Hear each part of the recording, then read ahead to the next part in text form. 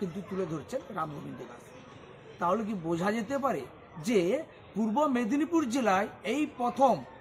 যে চৈতন্যদেবের কত রূপ ছিল, কত তার কাণ্ড ছিল,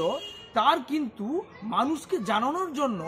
সাবাজপুর গ্রাম পঞ্চায়েতের প্রধান কিন্তু এই উদ্যোগ নিয়ে যে রাধাকৃষ্ণের যে পূজা অর্চনা হবে সেখানেও আমাদের প্যান্ডেল হয়েছে। এবং সর্বোপরি এই যে জায়গা দেখছেন, চারিদিকে দেখছেন যে যে চৈতন্য মহাপ্রভু যে তার বিভিন্ন রূপে তিনি বিভিন্নভাবে যে তিনি যে আবির্ভাব হয়েছিলেন, তা তিনি তার বিভিন্ন এতে দেখছেন বিভিন্ন এগুলো ছবিগুলো আপনারা দেখছেন, তা সেইগুলো জাস্ট তুলে ধরা। এবং এখানে একটা মানুষ, তিনি যে আমরা হিন্দু ধর্মের যে মানুষের যে আমরা চৈতন্য মহাপ্রভুর যে আমরা তার যে বিশ্ব শান্তিকল্পে যে আমরা নামযজ্ঞের যে অনুষ্ঠান আমরা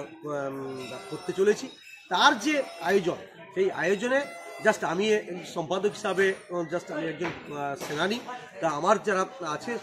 পাশে তাদের সহযোগিতায় এবং এলাকাবাসীর বৃহৎ এলাকাবাসী আমাদের এই এলাকা গ্রাম পঞ্চায়েত ছাড়িয়ে আরও বহু জায়গা থেকে মানুষ কিন্তু আসে এবং আমাদের এই অনুষ্ঠানকে সহযোগিতা করে। তাহলে কি মনে করা যেতে